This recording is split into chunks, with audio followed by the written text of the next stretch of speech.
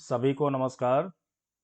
पेट 2022 की परीक्षा बहुत नज़दीक है और आप सभी ने अच्छी तैयारी कर ली होगी, ऐसे ही मेरी उम्मीद है।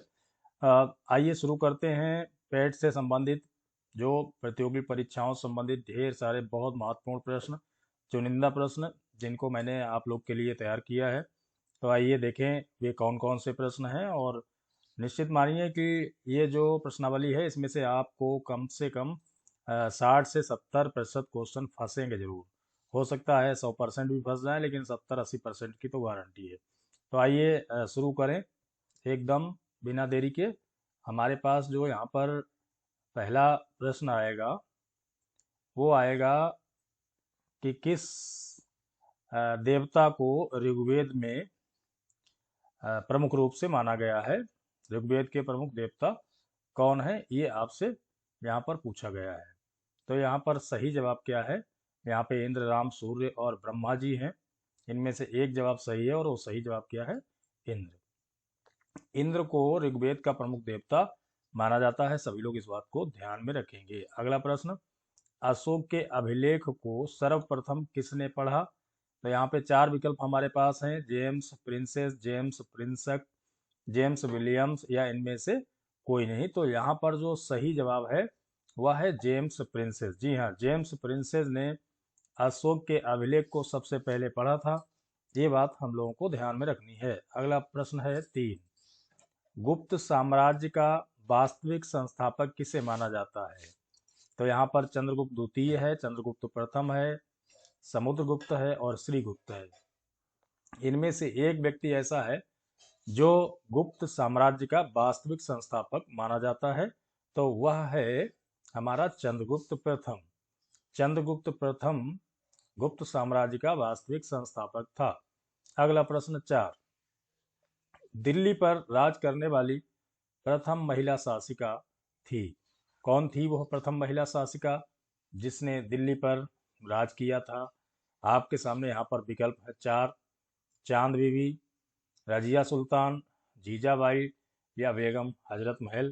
तो ये आपके यहाँ पर चार विकल्प हैं और चार में से क्या है? चार में से आपका विकल्प सही है रजिया सुल्तान।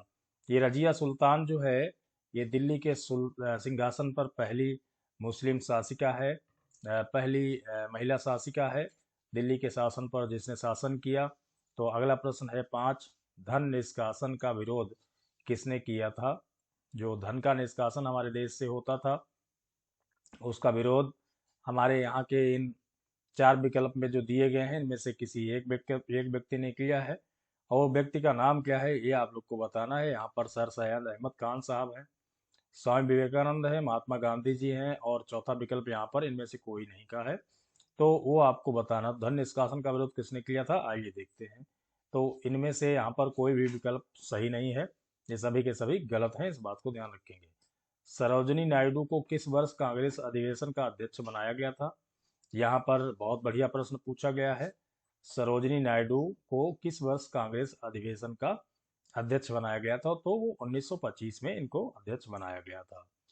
फिर प्रश्न 7, गांधी जी के राजनीतिक गुरु कौन थे? ये बहुत बार बच्चों को ध्यान में रखना पड़ता है। ये पूछा जाता है कि गांधी जी के राजनीतिक गुरु कौन थे। तो यहाँ पर चार विकल्प दिए हैं, इनमें से एक सही है और वो है गोपाल कृष्ण गोखले। गोपाल कृष्ण गोखले गांधी जी के राजनीतिक गुरु थे, इस बात को हम ध्यान में रखेंगे। और अगला प्रश्न है 8, सुभाष चंद्र बोस ने कांग्रेस से कब इस्तीफा दिया? ये यहाँ पर प्रश्न पूछा गया है। तमाम लोगों के साथ इनकी वैचारिक मतभेद होने के पश्चात इन्होंने जो कांग्रेस का अध्यक्ष पद था उससे इस्तीफा दे दिया था। और ये कब की बात है, यहाँ इस विकल्प में पूछा गया है 37, 38, 39 या 40। तो ये जो सन है वो है 1939 में सुभाष चंद्र बोस जी ने कांग्रेस के अध्यक्ष पद से इस्तीफा दे दिया था। उसके बाद में 9वां प्रश्न है, करो या मरो का नारा किसने दिया? तो ये नारा जवाहरलाल नेहरू, सुभाष चंद्र बोस, महात्मा गांधी या बाल गंगाधर तिलक, इनमें से जिसने दिया है वही आपका सही जवाब है। तो करो या मरो का नारा दिया महात्मा गांधी ने। हालांकि बड़ा सरल सा प्रश्न है और सभी को लगभग पता होगा।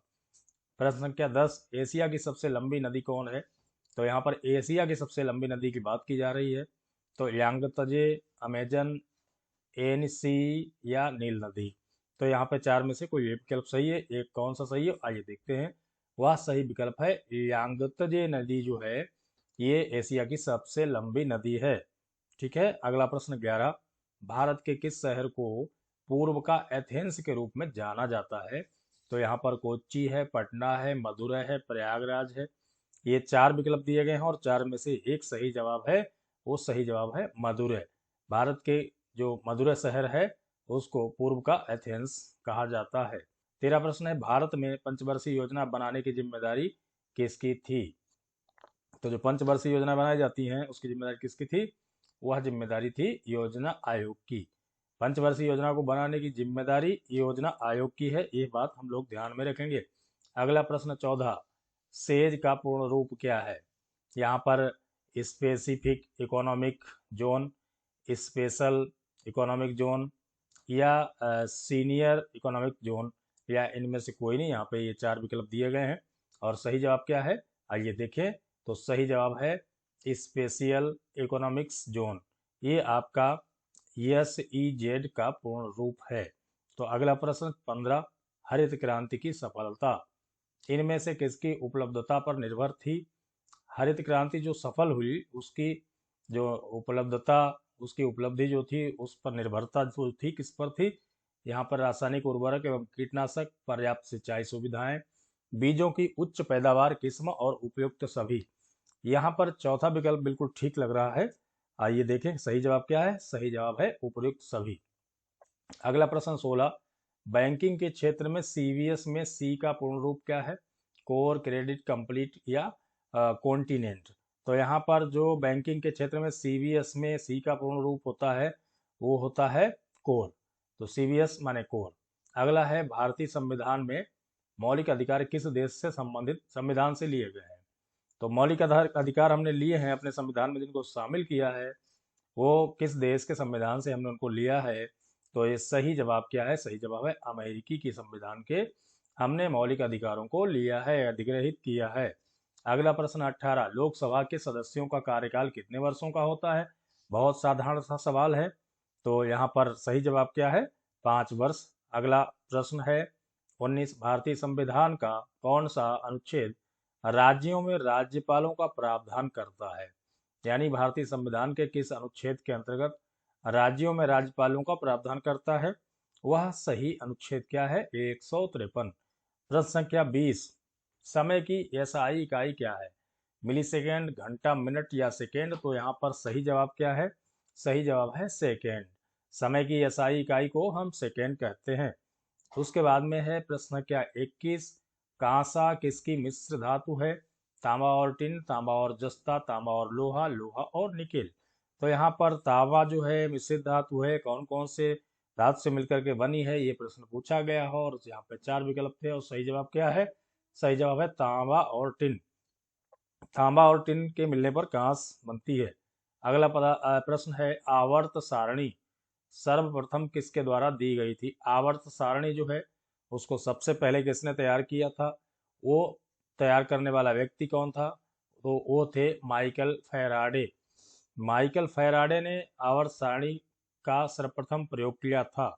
अगला प्रश्न है 23। निम्नलिखित में से किस कोशिका अंगक को कोशिका की आत्मघाती थैली कहा जाता है? तो कोशिका की आत्मघाती थैली किसको कहा जाता है ये यहाँ पर पूछा गया है सही मामले में। तो वो सही जवाब क्या है? लयन काय जो होता है वो क्या होता है? कोशिका की आत्मघाती थैली होती है। अगला प्रश्न 23। निम्नलिखित में से कौन सा एंजाइम लार में पाया जाता है? तो लैक्टोज, डाइस्टेज, सुक्रोज या टायलिन।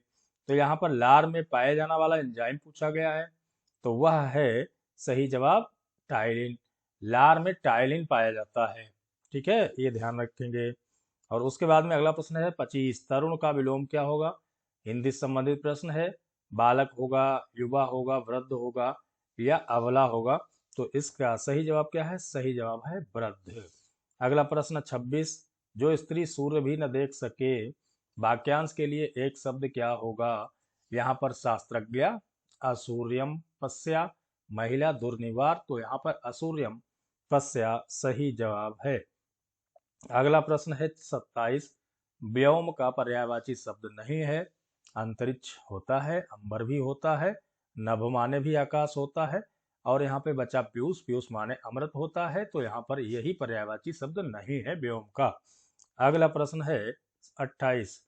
तो 28वें प्रश्न पे है शेर का सवा शेर। लोकोक्ति का अर्थ है, क्या अर्थ है शेर का सवा शेर?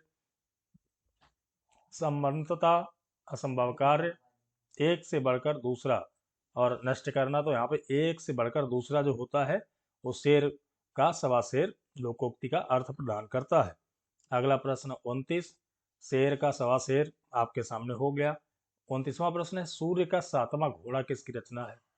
तो मोहन राकेश, नरेश मेहता, जैनेन्द्र या धर्मवीर भारती। यहाँ पर सही जवाब क्या है? धर्मवीर भारती। लगभग सभी बच्चों को यह प्रश्न का उत्तर पता होगा। अगला और आखिरी प्रश्न है 30वां प्रश्न क्या है? गौतम बुद्ध ने अपना पहला उपदेश कहाँ दिया था? ये बोध गया में दिया था, कि लुम्बिनी में, कि सारनाथ में, कि कुशीनगर में? तो यहाँ पर जो सही जवाब है वो क्या है? वो है सारनाथ। सारनाथ में महात्मा गौतम बुद्ध जी ने सबसे पहली बार अपना उपदेश दिया था, और ये फिर पूरी दुनिया को अपना जो है बौद्ध धर्म की शिक्षा देते रहे, और लोग इनके अनुयायी बनते रहे, और आज बौद्ध धर्म दुनिया में सबसे ज़्यादा इसी के अनुयायी हैं। तो खैर, ये आज का आखिरी प्रश्न था, और आप लोगों ने उसको धैर्य से देखा, समझा होगा, और निश्चित रूप से आपके लिए काफ़ी फायदेमंद होगा। आप सभी का बहुत बहुत धन्यवाद। जय हिंद, जय भारत।